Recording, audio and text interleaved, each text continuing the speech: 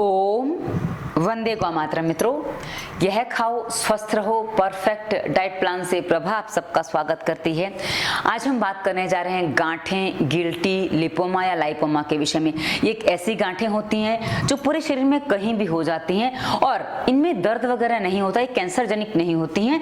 अब इन गांठों में वैसे तो कोई समस्या नहीं है तो बनी रहे, कोई दिक्कत नहीं, पर कभी कभी गांठें अच्छी नहीं दिखती हैं, यानी कि गंदी दिखती हैं, भद्दी दिखती हैं, उबड़ खाबड़ शरीर दिखता है, तो हमें इस गांठों से समाधान चाहिए होता है। अब मित्रों, इसका समाधान आप कैसे करते हैं? जैसे दवाइयां खा के करते हैं, ऑपरेशन करवा के करते हैं, उसका साइड इफेक्ट क्या होता है, उसके बाद हम इसके लक्षण भी बताएंगे, कारण भी बताएंगे और साथ ही इसका समाधान होम रेमेडीज से, प्राणायाम व्यायाम से, और आप क्या खाएं पिए कि आपकी गांठें ठीक हो जाएं। पर मित्रों, जितना निर्देशों का पालन ठीक से करेंगे उतनी ही जल्दी समस्या का समाधान भी मिलता है। और एक बात मैं आपको बता दूं, ये वीडियो आपकी ही समस्या पर है। आप इससे पहले काफी वीडियोस देख चुके हैं, छोटे छोटे, बहुत कुछ कर चुके हैं और साथ ही आपने ऑपरेशन वगैरह करवाने की भी सोची पर उसके परिणाम आपको पता है, तब आप इतना लंबा वीडियो देखने बैठे हैं। इसलिए वीडियो आपकी समस्या पर है तो प्रत्येक निर्देश को ध्यान से सुनिएगा। तो सबसे पहले हम आपको बता दें, यदि आप ऑपरेशन करवाते हैं, कोई दवा वगैरह खाते हैं, कई बार लोग कंप्लेन करते हैं कि भाई हम दवा खाते हैं तब तक तो ठीक रहती है, दवा बंद करने के बाद 4-6 महीने बाद वापस गांठें आ जाती हैं, तो इनको हमेशा के लिए रिमूव कैसे करें? तो मित्रों, वही हम तरीका आपको बता रहे हैं। होता क्या, जब आप दवाइयां खाते हैं, ऑपरेशन करवाते हैं, तो मित्रों इससे आपकी गांठें बनने की जो प्रक्रिया ना, जो मूल प्रक्रिया है, यानी कि जिसको टेंडेंसी कहा जाता है, जिसको जड़ कहा जाता है, वो जड़ खत्म नहीं होती है। तो जब जड़ खत्म नहीं होती, ये ऐसे ही काम होता है मित्रों, जैसे एक पेड़ बढ़ रहा है, एक पेड़ है वो बढ़ रहा है, अब आप उस पेड़ को काट दो, ठीक है, वापस बढ़ेगा, काटो वापस, उसमें बहुत सारी डालियां फूट जाती हैं। तो मित्रों, वैसा ही हमारे इस शरीर में होता है कि जब आप गांठों को काट के निकालते हैं, ऑपरेशन किया, काट के निकाला, दवाइयों से निकाला, वैसे हो जाता है, तो वो वापस आता है और आपको स्थायी समाधान कभी नहीं मिल पाता है। अब हम इसके लक्षण बता दें कि इसके लक्षण क्या क्या है मित्रों। गांठ तो होती है, अभी शरीर के किसी भी हिस्से में होती है, सर से लेकर पैर तक, कहीं भी ऐसे लगो तो महसूस होता है कि हाँ, यहाँ कुछ गांठ जैसा है, कान के पीछे, चेहरे पे, गले में, हाथों में, पैरों में, बगल में। पर बगल की गांठ कभी कभी लगती है कैंसर जनित तो नहीं है, क्योंकि कई बार लोग डर जाते हैं। हाँ, इन गांठों में एक समस्या और होती है, इनमें दर्द नहीं होता है, पर हाँ, कभी कोई नस पे गांठ होती है ना, कहीं नस कोई है उस पे गांठ होती है तो उसमें दर्द होता है। और नहीं तो सामान्यतः जहां गांठ है उसको हल्का सा दबाएंगे ना, प्रेस करेंगे, तो उसमें गुदगुदी सी होती है और गांठ इधर उधर तितर बितर हो जाती है, वो कड़क नहीं होती, कठोर नहीं होती है। और जो दर्द नहीं होती है तो सामान्यतः कैंसर जनित गांठें नहीं होती हैं। दर्द है, कड़क है तो आपको उसकी जांच करवानी चाहिए, पर कड़क नहीं तो आपको जांच करवाने की आवश्यकता नहीं पड़ती है। और उसके अलावा जैसे कहा ना, नस पे है तो दबाने से दर्द होगा, अन्यथा उस गांठ में दबाने से दर्द नहीं होता है। अच्छा, उसके बाद मित्रों और क्या होता है कि धीरे धीरे शुरुआत में थोड़ी छोटी छोटी होती, फिर धीरे धीरे चने के साइज से थोड़ा बढ़ती चली जाती है, और ये बढ़ती चली जाती है तो जरा अच्छा नहीं लगता। बस ये इसके कुछ मुख्य लक्षण होते हैं कि ये गांठें कैसी दिखती हैं। मित्रों ध्यान रहे, कैंसर जनित गांठें ये नहीं है, हम उनकी बात कर रहे हैं अभी। तो कैंसर जनित गांठों के हम अलग से वीडियो देंगे आपको, ताकि आप कैंसर पे भी समाधान ले सकें। इसका अगला वीडियो हम वही देने की कोशिश करेंगे। तो चलिए आगे बढ़ते हैं। अब इसका रूप समझने के, इसका रूप क्या होता है मित्रों, ये जो गांठें होती है ना, ये हमारी जो शरीर में कोशिकाएं होती है ना, कई बार क्या होता है, पुरानी कोशिकाएं टूटती तो हैं और नई बन जाती हैं, पर वो निकल नहीं पाते। अभी निकल क्यों नहीं पाते, वो सबसे बड़ा कारण है ये गांठें बनने का। जैसे कई बार आपने देखा होगा, कुछ छोटे बच्चे होते हैं, कई बार उनके बड़े होने के बाद भी नहीं निकलते हैं, कि कुछ बच्चों के दांत पुराने निकले नहीं, नए आ जाते हैं, तो कैसे डबल हो जाता है। वैसे ही मित्रों हमारे शरीर में भी होता है, जब हमारी पुरानी जो कोशिकाएं मृत हुई हैं, वो निकल नहीं पा रही हैं, तब नई कोशिका बनने लग जाती हैं। वो तो बनती रहती हैं, पर वो अपनी जगह लेती हैं, पर पुरानी कोशिकाएं जब निकलती नहीं है तो किसी भी रूप में, गांठ के रूप में वो परिवर्तन हो जाता है। अब इसके कारण हम आपको बता दें कि कारण समझना बहुत जरूरी है। यदि आप कारण नहीं समझेंगे तो ये आपको पूरा समाधान नहीं दे पाएगा। मित्रों, इसमें जो सबसे बड़ा जो कारण है ना, वात कारण माना जाता है। वात कैसे, मैं आपको बता दूं, आपने देखा होगा, खेत में जाइए या कहीं भी आपने आसपास देखा होगा, बरसात में कैसे मिट्टी पूरी सपाट होती है, लेकिन जब सूख जाती है मिट्टी तो उसमें डेले डेले ऐसे आकार के बन जाते हैं। तो मित्रों वैसे ही उसमें नमी खत्म हो गई है तो डेले जैसे बन गए। अब नमी हो तो डेले जैसे खत्म हो जाए, यानी कि उसमें बारिश चाहिए, नमी चाहिए और ऑक्सीजन चाहिए, तो उसके डेले अपने आप समाप्त हो जाते हैं। तो ये इसका एक बहुत बड़ा कारण होता है। अब इसमें जो कारण होते हैं, जैसा वात बताया ना, तो वात का सबसे बड़ा कारण होता है हमारा पेट का साफ ना होना, कब्ज का रहना। अब मित्रों, जब कब्ज रहती है, पेट साफ नहीं होता है, तो ऐसी स्थिति में हमारे आंतें जाम होती, तो आंतों से ही हमारा वात जो है बिगड़ने लगता है। और मित्रों, किसी को जोड़ों के दर्द के रूप में, किसी को मेरी तरह सूखी त्वचा के रूप में, और किसी को गांठों के रूप में वो सामने आता है। सबके अलग अलग रूप होते हैं। वात के बहुत सारे रूप हैं, वात के बहुत सारे रोग हैं, तो उसमें से हमने आपको ये बताया। अच्छा, ये वात बढ़ता क्यों है? इस वात बढ़ने में एक तो पेट साफ ना होना, दूसरा हम कई बार वेग रोकते हैं। वेग जो अधारणीय वेग होते हैं, जैसे प्यास है, भूख है, मलमूत्र है, ये वेग नहीं रोकने चाहिए। जम्हाई है, नींद आ रही है तो सो जाना चाहिए। कुछ 14 वेग हैं। हम स्वास्थ्य नियम प्लेलिस्ट में हमने इस पर वीडियो दिया है, इसी वीडियो के डिस्क्रिप्शन में स्वास्थ्य नियम प्लेलिस्ट आपको मिल जाएगी। तो मित्रों, ये वेग कभी नहीं रोकने चाहिए। यदि ये वेग आप रोकते हैं तो ये हमारे लिए रोगों का घर हो जाता है। इसलिए वेग जब आता है तो उसको निकालना बहुत अनिवार्य होता है, उसका पूरा होना अनिवार्य होता है। वेग ना आए तो कोई समस्या नहीं, पर वेग आए तो उसको पूरा आना जरूरी होता है।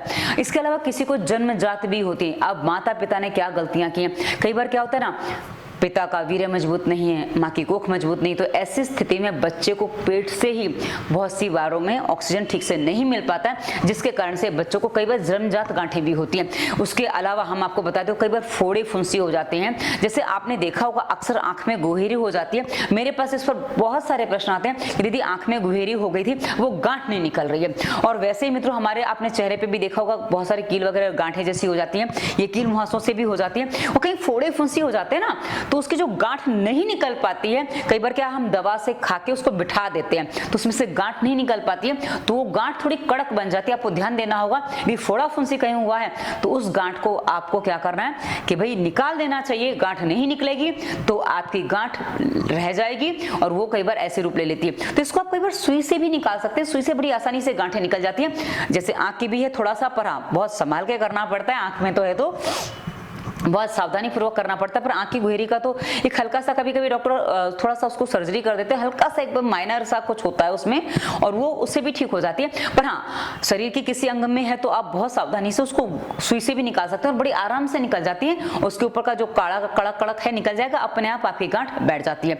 उसके बाद मित्रों, जब ऑक्सीजन की कमी होती है, अब ऑक्सीजन की कमी दो कारणों से होती है। एक पानी कम है, दूसरा हम सांस ठीक से नहीं ले पा रहे। ये दोनों बहुत बड़े कारण हैं जिसमें हमारे शरीर में ऑक्सीजन की कमी हो जाती है। अब ऑक्सीजन की कमी को हम थोड़ा बाद में लेते हैं, उससे पहले मैं एक बात और बता दूं मित्रों, कई बार हम जो नशा वगैरह करते हैं, नशा वगैरह, आजकल नशे बहुत सारी चीजों के हो गए हैं, शराब, सिगरेट, बीड़ी, तंबाकू, गुटखा। इसके अलावा मित्रों, आजकल लोगों ने बहुत भयंकर नशे पाले हैं। बाहर का खाना खाना, पिज्जा, बर्गर, इनको इनके बिना चलता ही नहीं है। इनको ये खाने को चाहिए ही चाहिए। यदि आपकी भी ऐसी आदतें हैं, खान पान बिगड़ा हुआ है, तो ये आपके लिए समस्या का विषय बन सकता है, क्योंकि इससे कब्ज होती है, और कब्ज से ही आगे ये रोग बढ़ता है। तो आपको यदि कब्ज है तो वहां से समाधान लीजिए, और साथ ही यदि ये आदतें हैं आपकी, तो इस आदत को आपको सुधारना बहुत ही अनिवार्य है। अब मैं आती हूँ ऑक्सीजन की कमी वाले मुद्दे पर, क्योंकि वो थोड़ा उसके आगे हम अगली प्लेलिस्ट जोड़ देंगे ताकि आपको स्पष्ट हो जाए। मित्रों, ऑक्सीजन की जो कमी होती है ना, मैंने जैसा कि कहा, कम पानी और हवा की कमी से होती है, यानी कि आपके बॉडी में ऑक्सीजन का लेवल कम हो जाए तो भी गांठें बन जाती है। अब मैं इसको थोड़ा और आराम से डिस्क्राइब कर दूं, क्लियर कर दूं कि गांठें बनती कैसे हैं। जैसे मेरे यहाँ फर्नीचर रखा हुआ है, ठीक है, ये फर्नीचर रखा हुआ है, इसके पीछे रोज सफाई करना मेरे बस का काम नहीं होता, तो मैं नहीं करती हूँ। इसको हम हफ्ते में, महीने में, 15 दिन में, जैसे भी हमें समय मिलता है, हम इसको निकाल के सफाई कर देते हैं। लेकिन इसके पीछे कचरा जमता रहता है। अब कब तक जमेगा? जब तक हम उसकी सफाई नहीं करते हैं। अब ये हो सकता है महीने 15 दिन में कर देते तो ठीक है, पर हम 4-4, 5-5 साल ना कर पाए तो कचरा जमता जाएगा। मित्रों, वैसे ही जब हमारे बॉडी में ऑक्सीजन की मात्रा कम पड़ जाती है, यानी कि ऑक्सीजन जब कम पड़ता है, तो हमारे पूरे बॉडी में ब्लड सर्कुलेशन ठीक से नहीं होता है। तो कहीं कुछ ऐसी जगह होती हैं, जैसे मोटापे की वजह से, जो कारण में मैंने बताया नहीं है, आप बता देती हूँ कि मोटापा हो या वजन बहुत बढ़ा हुआ हो, तो ऐसी स्थिति में कई बार शरीर के पूरे हिस्सों को ऑक्सीजन नहीं मिल पाता है, तब भी कई बार गांठें बन जाती है। यदि शरीर बड़ा नहीं है, आपकी सांस बहुत छोटी है, सांस मुंह से चलती है, पानी आप कम पीते हैं, क्योंकि पानी कम पीने से पेट साफ भी नहीं होता और दूसरी समस्या भी खड़ी होती है। तो मित्रों ऐसी स्थिति में आपको बॉडी में ऑक्सीजन की कमी भरपूर हो जाती है और ऑक्सीजन की कमी से ही आपको गांठें बनती हैं। ये इसका मेन कारण है जो मुझे समझ में आता है, क्योंकि जब आप प्राणायाम करते हैं, स्वास्थ्य नियम का पालन करते हैं, तो इसी की कमी हम पूरी कर देते हैं। और इसकी कमी पूरी होने से मित्रों मात्र 3 से 4 दिन में आपको लगेगा कि जहां आपकी गांठी वो गांठा बैठ रही है। जी हाँ, ये हमने करवाया है, हमने देखा है। अब आपको करना क्या है मित्रों, ये हमने आपको कारण भी बता दिए। अब आपको जो करना है, सबसे पहले स्वास्थ्य नियम का पालन करना है। इसी वीडियो के डिस्क्रिप्शन में हमने पहली प्लेलिस्ट दी है दवा मुक्ति की, जिसमें हमने बहुत सारे रोगों पर वीडियो दिया। ये वीडियो भी हमारे दवा मुक्ति प्लेलिस्ट का हिस्सा बनेगा। उसके बाद दूसरी प्लेलिस्ट हमने दी है स्वास्थ्य नियम की, जिसमें हमने आपको बताया है कि भी आपको स्वास्थ्य नियम का पालन में क्या क्या करना है, ताकि आपकी नाक से सांस चल सके, आप पानी सही मात्रा में पिए, भोजन सही चीज खाएं, गलत चीजें आप ना सेवन करें, और आप कुछ अपने स्वास्थ्य के लिए जो जरूरी है उन बातों को समझेंगे। वो सारी स्वास्थ्य नियम में हमें बताई हैं, और स्वास्थ्य नियम का पूरा पालन जब आप करते हैं मित्रों, किसी भी रोग का समाधान संभव है। संसार में कोई भी हो रोग हो, कैसा भी रोग हो, उसका सबका समाधान संभव होता है मात्र इसको करने से, स्वास्थ्य नियम का पालन करने से। उसके बाद मित्रों अगली प्लेलिस्ट है प्राणायाम की। प्राणायाम में हमने सारे प्राणायाम आपको बताएं कैसे करें। अब आपकी आवश्यकता क्या है, आपकी प्रकृति कैसी, आपके शरीर में स्थितियां कैसी। कई बार आप दवा खा लेते हैं, गर्मी बढ़ जाती है, तो आप हर प्राणायाम नहीं कर सकते। तो आपको इसमें जो मेन प्राणायाम करने हैं वो आपको भस्त्रिका करना है, कपालभाति। यदि आपके बॉडी में गर्मी नहीं बढ़ी है तो आप कर लें, और गर्मी बढ़ी है तो बिल्कुल ना करें। और कपालभाति वाले वीडियो का भी निर्देशों को ध्यान से सुनें, क्योंकि हम वीडियो में प्रत्येक निर्देश बहुत स्पष्ट देते हैं। आपको वीडियो थोड़े ज्यादा देखने पड़ जाते हैं, टाइम थोड़ा ज्यादा लग जाता है, लेकिन मित्रों एक बात समझ लीजिए, आप साइड इफेक्ट नहीं झेलते हैं। हम जो तरीका बताते हैं ना, आपको कोई साइड इफेक्ट कभी नहीं होगा हमारे तरीके को यदि ठीक से आप फॉलो करते हैं तो उसके बाद हमने आपको बताया कि अनुलोम विलोम कैसे करना, बहुत शांति से करिए। भ्रामरी उद्गीत, जिसको करने से आपका माइंड शांत हो जाता है, जिससे आपके दिमाग में कोई गड़बड़ है, यानी कोई गांठ वैसी हो गई जिसमें भले कैंसर नहीं है पर गांठें दिमाग में भी बनती हैं, तो बहुत जल्दी भ्रामरी से रिलीज हो जाती है। और उद्गीत जो है ना, उद्गीत से आपका मन शांत होता है, और उज्जाई जब आप करते हैं ना, आपकी बॉडी में जो हार्मोन्स इनबैलेंस होते हैं ना, वो सब क्लियर हो जाता है। और ये सारे वीडियो हमने ये संपूर्ण प्राणायाम प्लेलिस्ट में दे रखे हैं। अब उसके बाद मित्रों आपको और क्या क्या करना है हम आपको भी बताएंगे। व्यायाम आप चाहें तो व्यायाम भी कर सकते हैं, व्यायाम आप अच्छे से कर सकते हैं। और आसनों के अभ्यास में आप क्या कर सकते हैं, आसनों में आप सर्वांगासन, जितने भी स्ट्रेचिंग वाले व्यायाम, क्योंकि जब ये गांठें जो बनती है ना, उसमें स्ट्रेचिंग की कमी होती है, क्योंकि गांठें जम जाती हैं, जैसे कहा ना सफाई नहीं होती तो वहाँ फ्लेक्सिबिलिटी नहीं होती है। तो जितने भी स्ट्रेचिंग वाले व्यायाम है, विशेषकर सूर्य नमस्कार सबसे अच्छी स्ट्रेचिंग करता है। और उसके अलावा सर्वांगासन, हलासन, पश्चिमोत्तानासन, जो बच्चों की हाइट बढ़ाने के लिए हम बताते हैं, वो सारे ही आसन आप कर सकते हैं। ये सब आपकी जो गांठें हैं उनको रिलीज करने में सहायता देगा। और मुद्राओं में आप जो मुद्रा लगा सकते हैं ना मित्रों, मुद्रा में आपको बताते हैं अपान मुद्रा, पेट साफ नहीं तो अपान मुद्रा अवश्य लगाइए। वज्रासन भी करिए, ये आपको बहुत लाभ देगा। तो ये आप समझ सकते हैं। वज्रासन आसन वाली प्लेलिस्ट में सारे डिस्क्रिप्शन में हमने लिंक दे रखे हैं, मुद्रा के, आसन के, व्यायाम के, सब लिंक हमने डिस्क्रिप्शन में दे रखे हैं, ताकि आपको कहीं और ढूंढने ना जाना पड़े। एक ही वीडियो में हर चीज हम दे देते हैं। हाँ, आपको प्लेलिस्ट में जाके ढूंढना पड़ता है कि हाँ मेरे लिए कौन सा आसन काम का है। तो मुद्रा में अपान मुद्रा लगा सकते हैं। उसके अलावा यदि आपको टेंशन ज्यादा रहे तो ज्ञान मुद्रा लगाइए, बहुत अच्छा काम करेगी। उसके अलावा यदि बॉडी में वीकनेस जैसा फील हो रहा है तो आप शक्ति मुद्रा लगा लीजिए, बहुत अच्छा काम करती है मित्रों। और यदि कान के पास कुछ सुनाई वगैरह देने में कमी होगी, क्योंकि गिल्टी होती है तो कभी कभी ये समस्या हो जाती है, तो आपको चेक करवाना जरूरी है। और यदि खाली गांठ है तो आप खाली ये शून्य मुद्रा लगा लीजिए, ये भी आपको काफी अच्छा काम करेगी। अब हम आपको बताते हैं कि आपको और क्या क्या करना है, ये जरूरी है था वो मैंने आपको बता दिया कि प्राणायाम वगैरह क्या जरूरी था। अब मित्रों आप कुछ घरेलू प्रयोग भी कर सकते हैं। मैं आपको बता दूं सबसे पहले क्या करना है आपको, आप ले सकते हैं गर्म पानी और ठंडे पानी का सेक कर सकते हैं। गर्म ठंडा पानी आपको कैसे लेना है, एक बर्तन में गर्म पानी रखिए, एक बर्तन में ठंडा पानी रखिए, और उसमें 2 तौलिया भिगाइए, मतलब एक गर्म पानी में एक तौलिया, ठंडे पानी में एक तौलिया। ठीक है, सबसे पहले आपको गर्म पानी का पट्टी रखनी है, जहां आपको गांठ है, जहां आपको गांठ है, किसी भी हिस्से में गांठ है वहां आप गर्म पट्टी रखेंगे। उसके बाद उसको हटा दीजिए, उसके बाद ऊपर ठंडी पट्टी रखनी है। गर्म ठंडी पट्टी रखने से आपको काफी अच्छा आराम मिलता है। और ये आपको पानी का ही सेक देना है, ध्यान रखें मित्रों, आप सूखा सेक नहीं दे सकते, तो इसका आपको ध्यान रखना पड़ेगा। और वहीं गांठों को कभी सिकाई ना करें। कई बार आपको लगता है कि सिकाई करने से ब्लड सर्कुलेशन हो जाएगा तो गांठें निकल जाएंगी। मित्रों कभी कभी ऐसा करने से गांठें जम जाती हैं, और जम जाती हैं तो कड़क हो जाती हैं, जो कई बार अवरोध कर देती हैं और बड़ी समस्याओं को जन्म दे देती हैं। उसके अलावा मित्रों कोयला, अलसी, इनको समभाग मिला लेना है। कोयला और अलसी समभाग ले लीजिए। कोयला जो पहले चूल्हे में जलाते थे ना, कोयला अलसी ये ले लीजिए, चूल्हे में नहीं सिगड़ी में जलाते थे, और इनको पीस के इसको अच्छे से बारीक से पीस लीजिए, और इसमें पानी में पीसना है, और इसको पीसने के बाद सिलबट्टे पे पीसे, बारीक पीसना चाहिए क्योंकि उसका लेप लगाना है आपको। उसका लेप आप करेंगे ना, इससे भी काफी अच्छा आराम मिलता है। उसके अलावा प्याज का रस लगा सकते हैं, प्याज का रस निकाल लीजिए, उसको भी आप उसमें लगा सकते हैं, और नारियल के तेल की मालिश कर सकते हैं। नारियल के तेल की मालिश भी अच्छी होती है, और उसको बस बहुत जोर से नहीं करना है, हाँ, पर मालिश करनी है।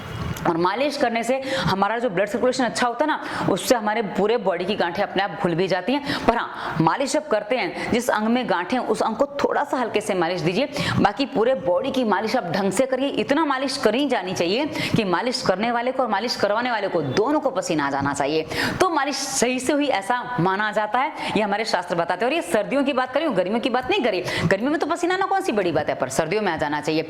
उसके अलावा मित्रों गर्म पानी के तौलिए से, गर्म पानी में तौलिए को भिगा के दी, बड़ी गांठ है, बहुत बड़ी गांठ हो रही है, तो गर्म पानी के तौलिए को भिगा के आप उससे थोड़ा ज्यादा रखिए, ठंडे पानी की पट्टी थोड़ा कम रखिए। इससे थोड़ा कम ज्यादा आपको करके भी ये आप कर सकते हैं। ये आपको काफी अच्छा लाभ देता है। उसके अलावा मित्रों अब आपको हम खाने पीने में, और हाँ एक चीज मैं बताना भूल गई हूँ, उसको मैंने प्रयोग को रखा था। हल्दी ले लीजिए, ये कलर थेरेपी के हिसाब से मैं आपको बता रही हूँ। हल्दी ले लीजिए, हल्दी में थोड़ा सा पानी मिला लीजिए। कैसे? क्योंकि आपको लिक्विड बनाना है इसको। थोड़ा सा पानी मैंने हल्दी में मिला लिया, ये देखिए, ठीक है। अब इसको पेस्ट बना लिया, और जहां भी आपको गांठ है, आपको ध्यान ये रखना है कि आपको खाली रंग उसको अप्लाई करना है, यानी कि रंग के रूप में इसको अप्लाई करना है। आप चाहें तो पीला कलर भी यूज कर सकते हैं, पर हाँ, पीला कलर जो आप यूज करेंगे वो नेचुरल नहीं होगा, तो उसको आप नेचुरल कलर के रूप में आप हल्दी ले सकते हैं। अब हल्दी, आप माना कि यहाँ पे कहीं गांठ है, यहाँ पे गांठ है ना, तो उस गांठ के ऊपर ऐसे हल्दी को बस ऐसे लगा दीजिए। ज्यादा आपको उसको कलर रह जाएगा, ऐसे लगा के आप रात को सो जाइए, कोई दिक्कत नहीं है। तो ये लगा दीजिए, और जहां भी गांठ है, मैंने यहाँ लगा के बताया कि जहां भी गांठ आप लगा सकते हैं, और बस उतनी गांठ के हिस्से में लगाना, ज्यादा बहुत फैलाना नहीं है, बस उतने गांठ के हिस्से में लगा दीजिए। इस तरह से आपको दिखाई नहीं देगा, पीले में पीला हो गया, और हाँ, पर थोड़ा सा आपको दिखाई देगा, पर मैंने लगा के आपको सामने दिखाया, तो आपको फिर से एक बार बता दूं कि बस ऐसे आपको लगा देनी है, और ये आप छोड़ दीजिए। ये आप करते रहिए, उसके साथ बाकी प्राणायाम वगैरह करेंगे तो आपको बहुत जल्दी आराम हो जाएगा। मित्रों, आप प्राणायाम व्यायाम वगैरह करते हैं ना, तो इससे समाधान जल्दी होता है, और खाली कुछ घरेलू रेमेडीज करते हैं तो उसमें समाधान होने में समय ज्यादा लग जाता है। फिर आप बोलते हैं इतना टाइम लग गया, हाँ टाइम लग जाएगा, और कितने साल का रोग है उतने महीने दीजिए ठीक होने के लिए, हम हर वीडियो में कहते हैं। अब हम आपको कुछ खाने पीने की चीजें ही बता दें कि आप लोग इसके पीछे ज्यादा रहते हैं। मित्रों, सबसे पहले आपको बता दूं, लहसुन की 2 कलियां आप रोज सुबह सुबह खाली पेट सेवन करिए। अब हर कोई नहीं खा सकता, जिनकी पित्त की प्रकृति है वो लहसुन का सेवन नहीं कर सकते, तो आप एक काम करिए, ट्रायल करिए कि आपको क्या करना है। लहसुन की जो कलियां है ना, वो रात को बीच में से कट मार के, लहसुन के लिए को कट मार दीजिए, उसको पानी में भिगा दीजिए, और ये पानी में भीग जाने से इसकी गर्मी जो है ना कई बार मर जाती है, उसके बाद आप इसको खा सकते हैं। भाई उसके बाद भी आपको गर्म पड़ रही है ना, आप मत खाइए, क्योंकि आपके लिए फिर सही नहीं है। उसके अलावा मित्रों, आधा चम्मच आप 2 चम्मच आप एप्पल विनेगर ले लीजिए। उस एप्पल विनेगर में आपको मिलाना है 1 गिलास पानी, गुनगुना पानी मिला लीजिए, और उसके साथ आप इसको सेवन करेंगे, पिएंगे। ये सुबह शाम आपको खाली पेट लेना, ये भी आपको काफी अच्छा काम देता है। उसके अलावा मित्रों, तरबूज का रस, तरबूज जो होता है ना, वाटरमेलन, उसका जूस 1-1 गिलास सुबह शाम आप लेंगे, ये आपको काफी अच्छा काम करता है, और ये बहुत अच्छे से आपको कर देगा गांठें निकालने में। अब मैं आपको बता दूं एक और प्रयोग मित्रों, जायफल, ये भी थोड़ा गर्म होता है। जायफल का प्रयोग हर कोई नहीं कर सकता, जैसे आप लहसुन का प्रयोग नहीं कर सकते। जायफल जो है ना, आपको क्या करना है, पाव से आधी चम्मच, यानी कि 1 से 2 ग्राम जायफल का चूर्ण, इसको आपको लेना है शहद में घोल के, शहद में मिला लीजिए, इसको आप चाट सकते हैं, उसके ऊपर से पानी पी लीजिए। और नहीं तो आप एक काम और कर सकते हैं, जायफल को आप पानी में उबाल के काढ़ा जैसा बना लीजिए, और उसके बाद उसको थोड़ा ठंडा होने दीजिए, और उसमें आप शहद मिला के भी पी सकते हैं, ये भी आपके लिए अच्छा है। लेकिन ध्यान रहे, गर्मी बढ़ी हुई है तो आपके लिए तरबूज अच्छा है, तरबूज ठंडा होता है तो वो आपको काम करेगा। लेकिन जिनको कफ की समस्या वो जायफल भी ले सकते हैं, पर धीरे धीरे लेते समय आपको पता चलेगा यदि आप ज्यादा लगातार ले रहे हैं, स्वास्थ्य नियम का पालन नहीं करेंगे, कुछ और नहीं करेंगे तो फिर हो सकता है आपकी गर्मी बढ़ जाए। तो लेते समय आपको ये बात अपने आप सावधानी बरतनी पड़ती है कि आप अधूरे निर्देशों का पालन करेंगे तो समस्याएं कई बार बढ़ जाती है, समाधान नहीं हो पाता। उसके अलावा मित्रों आप ये प्याज का रस पी भी सकते हैं, हमने प्याज का रस लगाना बताया था, पी भी सकते हैं। नींबू पानी जो है ना मित्रों उसको आप लगा भी सकते हैं और पी भी सकते हैं, इससे भी पेट साफ होता है। और उसके अलावा आप नींबू शहद पी भी सकते हैं यदि आपका मोटापा है तो। मोटापा तो आप क्या करिए, गर्म पानी में बिल्कुल नहीं लेना है, आपको सादा 1 गिलास पानी लेना है, सुबह शाम 1 गिलास पानी आप ले सकते हैं, उसमें 2-3 चम्मच शहद डालिए, 1 नींबू निचोड़िए, ये आप पी जाइए। हाँ, चक्कर आने लगे तो बंद कर दीजिए, क्योंकि नींबू शहद जो है ना ये पानी में जब आप घुल के पीते हैं आपके मोटापे को बहुत जल्दी कम करता है। गर्म पानी की बिल्कुल आवश्यकता नहीं है, बिल्कुल गर्म पानी के चक्कर में ना पड़े। और गर्म पानी में कई बार पीने से है ना वीकनेस आ जाती है, इसलिए हम गर्म पानी मना करते हैं। तो मित्रों ये हमने आपको बहुत ही सरल सामान्य प्रयोग बताए जिससे आप अपनी गांठों का सरल समाधान कर सकते हैं। और अब वीडियो आपने पूरा देखा है ऐसी मेरी आशा है, निर्देशों को ध्यान से समझा ऐसी मेरी आशा है। अब कोई भी प्रश्न बचता है तो आप टिप्पणी वीडियो पर अवश्य करिए। यदि आप ये पूछते हैं हमारी यही प्रॉब्लम है हम क्या करें, भाई आपकी प्रॉब्लम पे वीडियो है ना तो ध्यान से सुनो, पालन करो, समाधान हो जाएगा। पर आप जब ऐसे प्रश्न करते हैं हमें यही प्रॉब्लम हम क्या करें, तो निर्देशों को ध्यान से सुनो। अब इसके अलावा डिस्क्रिप्शन में स्वास्थ्य नियम, प्राणायाम और व्यायाम की वीडियोस के अलावा, मुद्रा और आसन के वीडियोस के अलावा इंस्टाग्राम, फेसबुक, ट्विटर का लिंक है, हमारा नंबर भी है। यदि आप हमसे चाहें तो संपर्क कर सकते हैं, लेकिन हमसे संपर्क करने में कंसल्टेंसी करने की फीस भी लगती है। लेकिन नॉर्मली हम समाधान बता देते हैं कि भाई आप इस प्लेलिस्ट में वीडियो देख लीजिए, आपको मिल जाएगा और पालन करिए, समाधान हो जाएगा। लेकिन जब आप कहते हैं कि हमसे बात करनी है तो उसकी फीस होती है, बाकी फीस नहीं होती है। अब क्या है और क्या बचा, धन्यवाद, वंदे मातरम।